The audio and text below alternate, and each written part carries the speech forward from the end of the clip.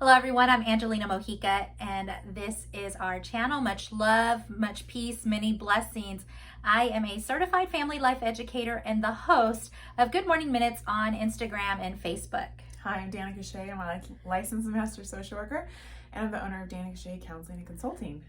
So today we want to kick off a new series called Let's Talk the Balanced Life.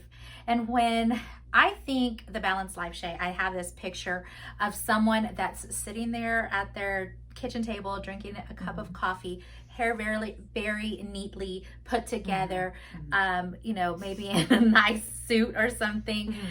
And just kind of looking over their agenda, like just kind of carefree, relaxed. You see no signs of stress. Now, having a balanced life, I'm sure many of us struggle. What would you say are some of the struggles maybe that you run across when you're talking to your clients or even just with yourself? Ooh, with myself. Yeah, that's a tough one. One thing I heard actually recently, I don't know when it was, within the last month or two, it was saying that we don't manage our time, we have to manage our activities.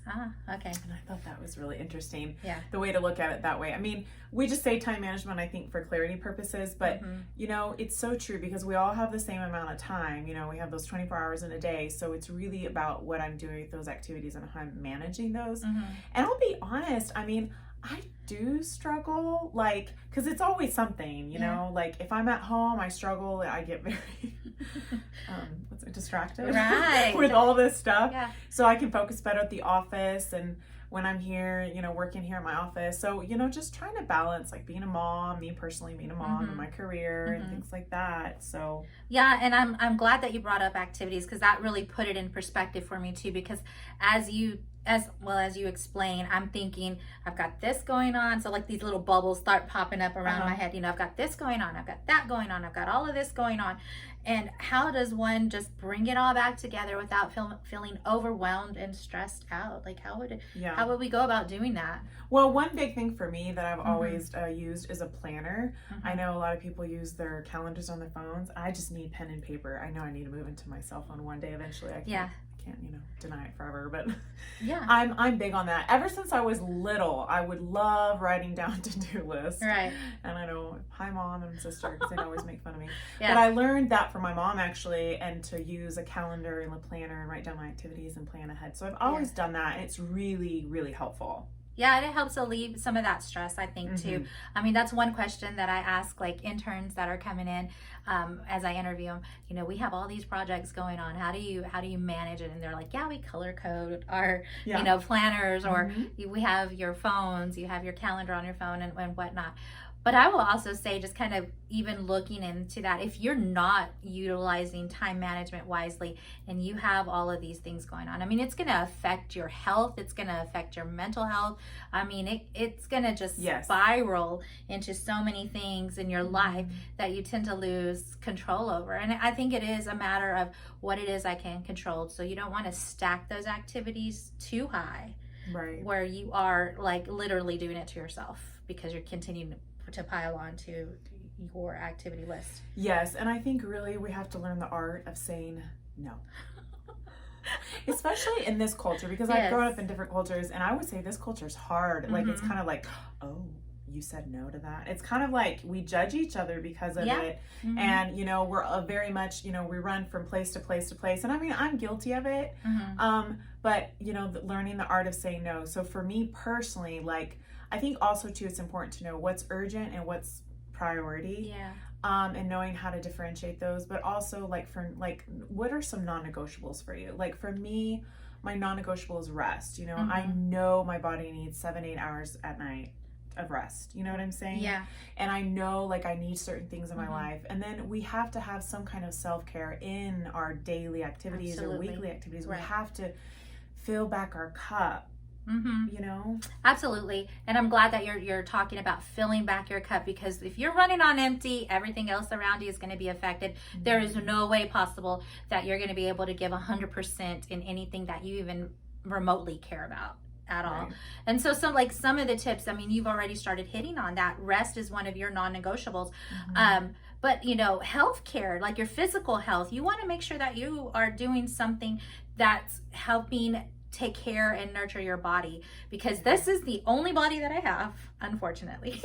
But you know, so I'm like in the gym, you know, that working out. Yes, you are. Go, Angelina. I see those posts. I'm like, yes. And, you know, and that, or, you know, an activity, a physical activity of some sort, so that you have that energy, you're building up that energy, and you're taking care of yourself so that you can finish whatever it is you're out there doing. And, you know, I think sometimes people are too hard on themselves. They're like, well, I'm not going to the gym. Well, that's okay. I mean, for some people, that's what they do, and that's great. Yeah.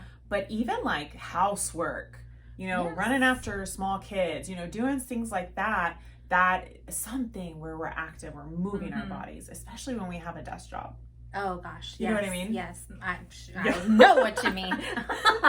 But also too, like nurturing your family and social relationships. You want to make sure that you're building that support. And we've talked plenty about support, having a support network. But your family, I mean, the more that you're piling onto yourself, you can't have a balanced life if you don't have someone that's going to be there to support those ambitions, those dreams, those goals.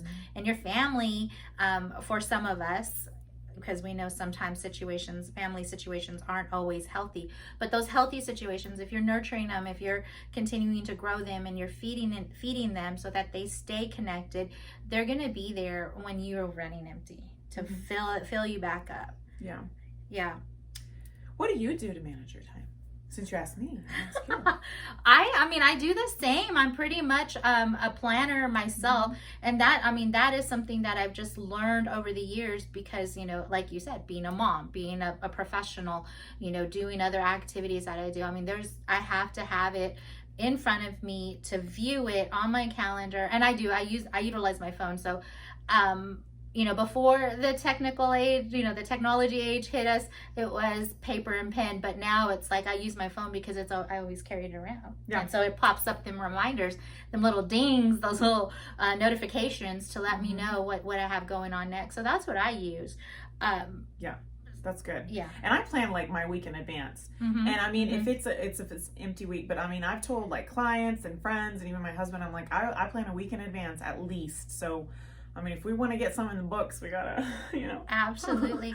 And I mean, you have to lead that balanced life. And, you know, other things that help, that you want to be mindful of is, you know, your business. So making sure that you have your calendar in order, making sure that as those things sporadically or spontaneously pop up, you're not spun out of control, or, you know, go into a frenzy, because it's like, okay, this is where I prioritize, this is what I can do, and you work it into your schedule, and you continue to go on, right?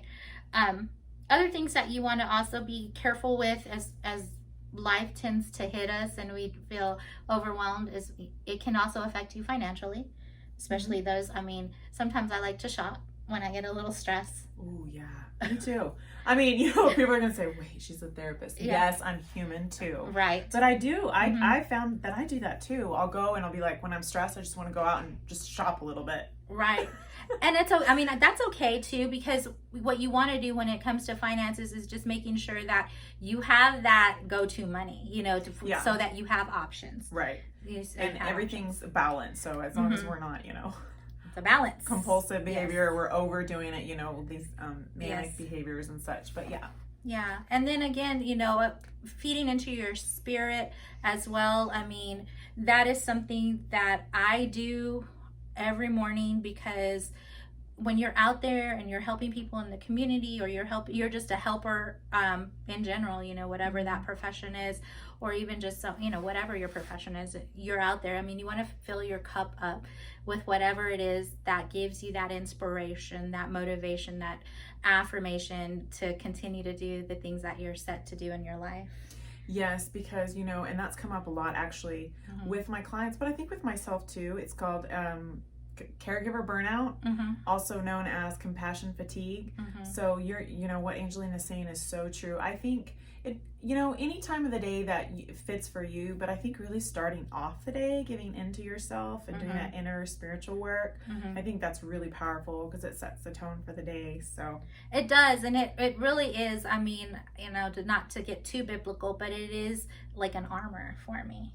Yeah, it's an armor for me, because I can face something. And, you know, as a helper, you tend to absorb some of the energies that other people, you know, bring. You know, as a counselor, you hear a lot of stories.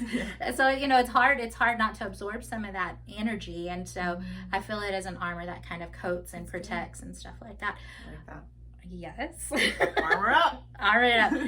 So I just, you know, as we wrap up this session, remember, balance is not something one would find. It's something one creates. Ah, good. I like that. Yeah, you got to create it for yourself.